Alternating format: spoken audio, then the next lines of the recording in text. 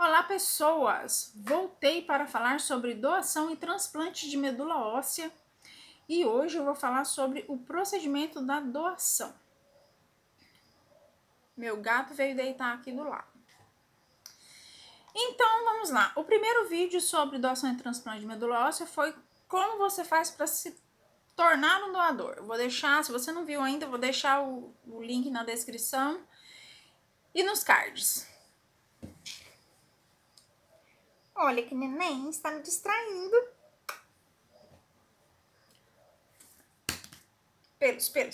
Vamos lá. Então, você foi no Hemocentro. Meu Deus, tem pelo na minha boca. Você foi no Hemocentro, se cadastrou no Redome bonitinho, manteve seus dados atualizados, isso é muito importante. E, de repente, você recebe uma mensagem dizendo que você é compatível com o receptor de medula óssea. Muito bem! E agora? E aí tem algumas dúvidas que são bem comuns. Por exemplo, supondo que você continua disposto a fazer a doação, sua saúde está ótima e os exames de compatibilidade foram confirmados. Quanto tempo demora entre esse contato e a doação? Não tenho a menor ideia. Ninguém tem a menor ideia, porque cada transplante é um caso específico. Então, meu Deus, tô cheia de pelo. Então, quando a doação vai acontecer, depende de como está o estado geral do paciente, se a doença dele está controlada, se ele está em remissão.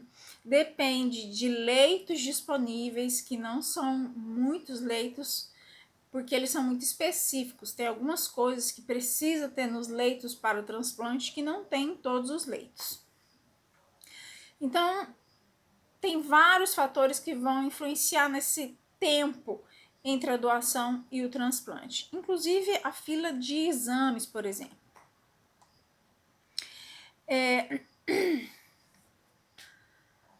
O principal fator é o paciente. Depende de como ele tá, porque antes do transplante de medula óssea, o paciente tem a sua medula eliminada. Ela morre. Isso quer dizer que ele fica sem sistema imunológico. Então, ele não pode ter, por exemplo, uma infecção. Como eu já vi acontecer, um paciente que precisava fazer o transplante, mas ele estava com uma infecção que não deixava ele de jeito nenhum. Quando eu vim embora de Curitiba, depois do meu transplante, ele ia ser internado para poder fazer o tratamento dessa infecção no hospital, porque os medicamentos que ele estava tomando em casa não estavam sendo suficientes, ainda que fossem bem fortes. Então, além de tudo isso, tem mais um monte de trâmites burocráticos que precisam acontecer, precisam combinar. Tem a central de transplante onde está o receptor, a central de transplante onde está o doador, o local onde vai ser feito o transplante, são muitas coisas. O meu transplante deu um chabu, por exemplo. Fui na terça-feira consultar em abril, meu transplante ia ser em junho. Cheguei lá, o transplante foi antecipado, você vai ser internado no domingo. Eu falei, não vou porque eu não tenho bagagem, eu não tenho lugar reservado para ficar, eu não tenho nada. E aí corre daqui, liga de lá, liga para a central de transplante, fala com o doador, vê que dia que a gente pode mudar, quanto tempo você precisa para ir e voltar. E aí, entre mortos e feridos, salvaram-se todos. E antecipamos, mudamos a data novamente para um pouco mais para frente, mas não tão para frente como era, e tudo isso dependeu de todos esses ajustes. Ok, independente disso, não importa quanto tempo vai acontecer a doação, eu vou doar, certo? A doação vai acontecer. Então, não é certeza. Então, lembra do paciente? Às vezes, ele não está num estado ideal para receber o transplante. E aí pode acontecer alguma crise, ele pode piorar, ele pode não melhorar e o paciente pode morrer sem conseguir fazer o transplante. Acontece às vezes. Mas eu descobri também que às vezes o paciente deixa de precisar do transplante. Eu conheci uma pessoa que tinha ido para uma consulta e tinha indicação de transplante, mas ela tinha uma doença crônica e não câncer. Então, O último tratamento que eles tentaram tinha controlado a doença. E aí ela saiu da fila do transplante. Mas se ela tem uma doença crônica, não era melhor ter feito o transplante logo de uma vez? Aí, meus caros amigos, acontece uma coisa que vocês precisam muito, muito, muito entender. Transplante não é uma cura milagrosa. Transplante é um tratamento extremo. E é difícil passar pelo transplante, é difícil depois do transplante. A gente pensa em transplante como se fosse só tirar uma coisa que está estragada, colocar outra que funciona e tá tudo ok. Mas não é assim. Não é igual uma peça de carro. Desculpa. É mais como um quebra-cabeça. Pensa num quebra-cabeça. Quebra-cabeça é uma imagem específica que tem as peças... Eu preciso abrir a porta pro gato, porque senão ele vai derrubar. Tá, Didia. Voltei de novo. Um quebra-cabeça tem um desenho específico, tem um tema específico, tem uma quantidade de peças que se encaixam de uma maneira específica para formar o quebra-cabeça. Quando você faz um transplante, é como se você tirasse as peças do quebra-cabeça que estavam danificados, porque nós somos um quebra-cabeça genético. Só que não temos peças sobressalentes. Então, a gente precisa procurar um outro quebra-cabeça que combine com a gente, tenha o mesmo tema, as mesmas cores, ainda que o desenho seja diferente, as peças se encaixam. Às vezes elas se encaixam lindamente, maravilhosamente, quando a gente tem uma compatibilidade 100%. Às vezes nem tanto, você tem que dar uma forçadinha nas peças. De uma maneira ou de outra, sempre vai ser um quebra-cabeça com peças de outro quebra-cabeça.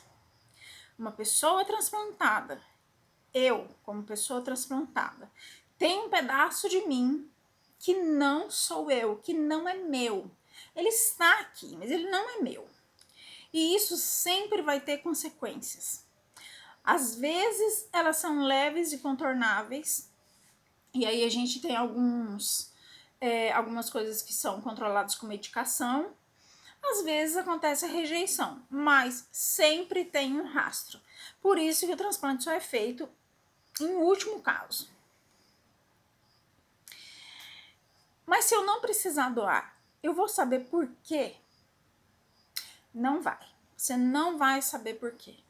Minha cunhada recebeu uma notificação para fazer doação, confirmou que faria doação e nunca mais teve nenhum contato. Ela perguntou para mim e eu falei, provavelmente o paciente morreu antes de fazer o transplante, antes de dar tempo de fazer o transplante. Mas enquanto eu escrevi esse roteiro, eu me dei conta que existe a outra possibilidade também. Eu não tinha percebido no caso dela que podia ter acontecido isso. O paciente pode ter deixado de precisar do transplante. Depende se você é um otimista ou um pessimista. Vamos pensar, existem os dois lados. Além disso, as informações do paciente são informações médicas e confidenciais. Você não pode ficar, ninguém pode ligar para você e falar assim, olha, o paciente fulano morreu, o paciente fulano melhorou, o paciente fulano vai ter que esperar mais 6 meses para fazer o transplante. Isso não vai acontecer. Para você ter uma ideia da sensibilidade desses dados, um doador e um receptor só podem se conhecer 5 anos depois do transplante. E aí, a pergunta-chave. Como é feita a doação? Doar medula dói. Tem 2 maneiras de realizar a coleta. E a decisão entre qual delas vai ser usada vai depender daqueles fatores médicos, né? Estado do paciente, doença de base, que é o diagnóstico dele, e todas as variáveis que eu nem sei quais são que os médicos têm que considerar. Isso, inclusive, decide até onde a doação vai ser feita, onde, em termos de localização. A minha médica maravilhosa disse que somente em alguns casos muito específicos, e alguns desses muito específicos, é preciso fazer através da punção óssea. Que é isso mesmo que você está pensando. Vamos precisar furar o osso e retirar a medula de lá de dentro dele. Eu já fiz diversas punções ósseas e dói pra caramba, mas eu fiz para exames, então a quantidade era muito pequena. Para doação, a quantidade é maior, então o doador é levado ao centro cirúrgico, anestesiado, e aí são feitas punções para retirar a quantidade necessária de medula, que também não é um padrão. E assim, não dói, porque tá anestesiado, e depois, segundo me disseram, tem um desconforto de mais ou menos uma semana nos ossos. E aí tem o procedimento mais comum, que é a aférese. Você já ouviu falar disso? Vou te contar. O doador vai tomar uma medicação que vai aumentar a produção de células mãe, ou células tronco, ou como eu acho bonitinho chamá-las, células hematopoéticas. Eu adoro esse nome. E aí ele vai tomar uma medicação, são 5 dias, 4 injeções subcutâneas por dia. Subcutâneas é aquela da agulhinha micro, que vai aumentar essa produção de célula tronco, de célula mãe, e levar para o sistema circulatório. E no dia do exame, no dia da punção, faz um exame para ver se tem uma quantidade suficiente e faz igual uma doação de sangue. Coloca uma punção na veia e aí passa por uma maquininha que faz a aférese, que é uma filtragem. E vai retirar as células mãe e vai devolver todo o restante do sangue para o doador. Toda vez que eu penso nisso, eu fico imaginando, nossa, como que uma pessoa conseguiu criar uma máquina que faz isso? Muito legal. Então, nesse tipo de doação, não tem anestesia, não tem internação, leva mais ou menos 1h30 para fazer o procedimento. E segundo eu soube, a medicação causa uma dorzinha, tipo dor de gripe no corpo, durante o tempo que está sendo tomada.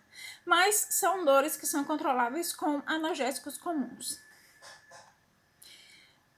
Onde farei a doação? Onde fará a doação também é uma decisão médica. Às vezes, você vai até onde o paciente vai fazer o transplante, às vezes somente sua medula vai. No caso do garoto que eu conheci, que a medula dele veio da Alemanha, a coleta foi feita lá. A quantidade de medula faz falta para o doador? Não faz. A sua medula estará maravilhosamente recomposta em 15 dias. Inclusive, se você for compatível com uma outra pessoa, o que é uma coisa muito rara, você pode fazer uma outra doação. Mas são recomendados pelo menos 6 meses de espera entre uma doação e outra. Se você for compatível com 2 pessoas, você ganhou na loteria da doação. Doar medula óssea me deixa doente? Vai me deixar com anemia ou alguma coisa assim? Lá no primeiro vídeo eu disse uma coisa e eu vou falar de novo. A doação não pode causar dano. Então, se acontecer, se você vai sofrer algum tipo de condição que venha da doação, essa doação não pode ser feita. Por isso são feitos os exames de saúde do doador. Se houver possibilidade de que essa doação cause danos ao doador, ela não pode ser mais feita. Tem uma confusão comum que acontece que as pessoas fazem com a medula óssea e a medula espinhal. A medula espinhal é aquela que passa no meio da sua coluna e liga seu cérebro com o seu corpo para fazer todos os seus movimentos. Então, algumas pessoas não doam porque tem medo de ficar com algum tipo de paralisia. Mas não é essa a medula. A medula óssea é um líquido gelatinoso, parecido com um sangue mais grosso, que fica dentro dos ossos. Não é da coluna, pode ficar tranquilo. Eu tenho alguma dificuldade para pensar como doador, porque eu sou o outro lado da moeda. Então, eu não sei mais o que falar sobre esse assunto. Se você que está assistindo aí é um doador ou pensa em ser um doador e tem alguma dúvida, deixa aqui no comentário que eu vou contar para você o que eu souber e descobrir o que eu não souber.